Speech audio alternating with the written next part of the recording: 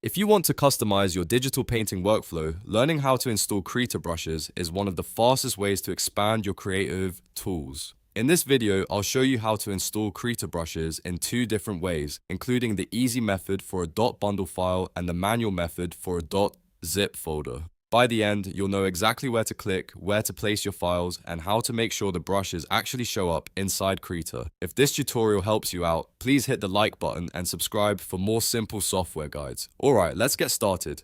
First, let's look at the most common method, which is installing a .bundle file.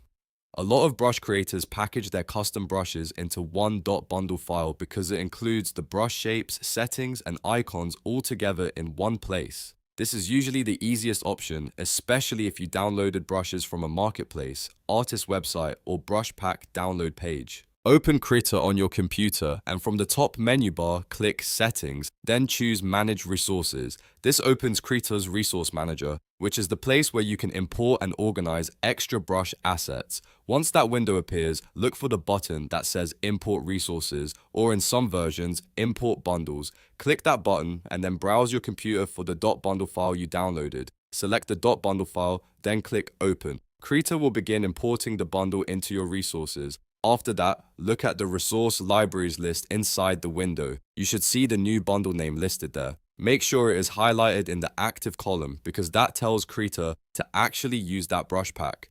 If the bundle is not active, the brushes may be installed but not visible in your brush list. Once everything looks right, click OK to close the resource manager.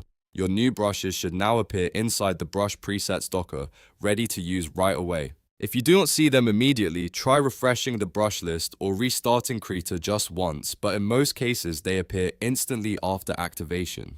Now, let's move on to the second method, which is for people who downloaded a zip file full of loose brush files instead of a standard bundle.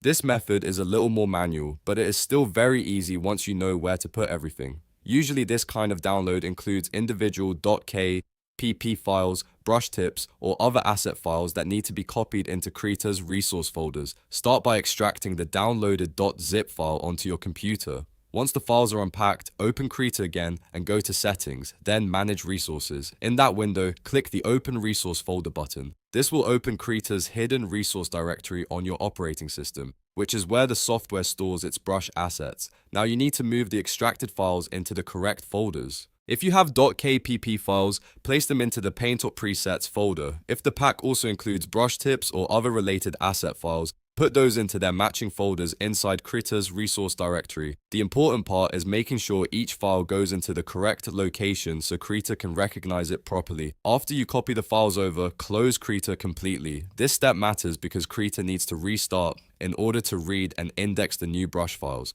Once it opens again, go back to your brush presets docker and check for the new brushes. They should now be available for you to select and use in your artwork. And that's it. Whether you imported a .bundle file or manually added brushes from a zip folder, you now know how to install Krita brushes the right way. This is a great skill to have because it makes it much easier to expand your brush library and find the perfect tools for line art, shading, textures, and painting effects. If this video helped you, make sure to like the video, subscribe to the channel, and turn on notifications so you never miss another helpful tutorial. Thanks for watching, and I'll see you in the next one.